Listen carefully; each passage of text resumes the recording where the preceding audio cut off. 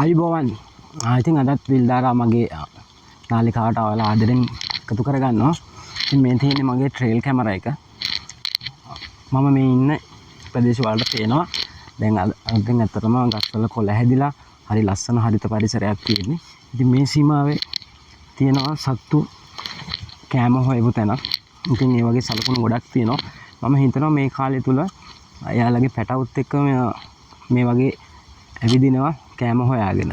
ඒ නිසා මම යාලට වටු බිත්තර ටිකක් ගෙනාවා. ඇත්තටම කියන්න ඕනේ වනජීවි අපි නිරීක්ෂණය කරද්දී යාලව බලද්දී අපි යාලට ආහාර අමුතුවෙන් දෙන්න අවශ්‍ය නැහැ. මොකද ඒක නොකළ යුතු දෙයක්. නමුත් මම යාලට පරිසරයෙන් හම්බෙන වර්ගයක්ම නිසා තමයි මේ වටු බිත්තර ටිකක් ගෙනාවේ. ඔයාලට පෙන්වන්න මෙයාලගේ හැසිරීම රටාවල් කොහොමද පැටවුත් එක්ක આવතින් අපිට පැටව ඇත්තටම චූටි ලස්සන පැටව බලන්න හම්බ වෙවි.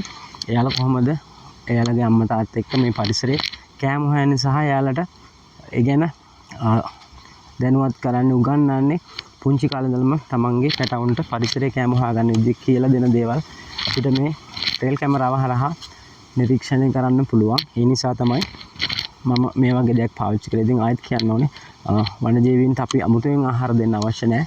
ඉතින් මේ පරිසරයේ ඉන්න සතුන්ගේ මගේ ට්‍රේල් කැමරාව හරහා ඔයාලට ඒ තොරතුරු පෙන්වන්න ඕන නිසාම තමයි මේක කරන්නේ. නැත්තම් මේක ඇත්තටම නොකළ යුතු දෙයක්. මේ තියෙන්නේ වටු බිත්තර. මම වෙළඳ පොලෙන් ගතපු එකක්. ඉතින් මම මේ සීමාවේ කීප තැනක තියනවා. තියලා බලනම් මොනවද එන අලුත් සත්තු කවුද? එයාලගේ හැසිරීම මොනවද?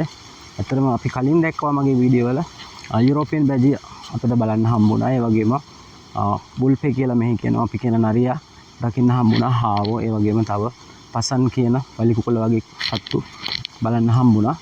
ඉතින් මේ මොහොතේ මේක අටිගත වෙන මගේ ට්‍රේල් කැමරා එකේ. ඉතින් අනිත් දේ තමයි මේ කැමරාව අපි සෙටප් කරලා වැඩක් නැහැ. අපි නිතර පරීක්ෂා කරලා බලන්න ඕන මේක ක්‍රියාකාරී මට්ටමේ තියෙද කියලා. මොකද එහෙම වුණොත් විතරයි. මොකද අපි නැති වෙලාවකටනේ මේක අපි මේ සීමාවේ ඉන්නේ නැහැනේ.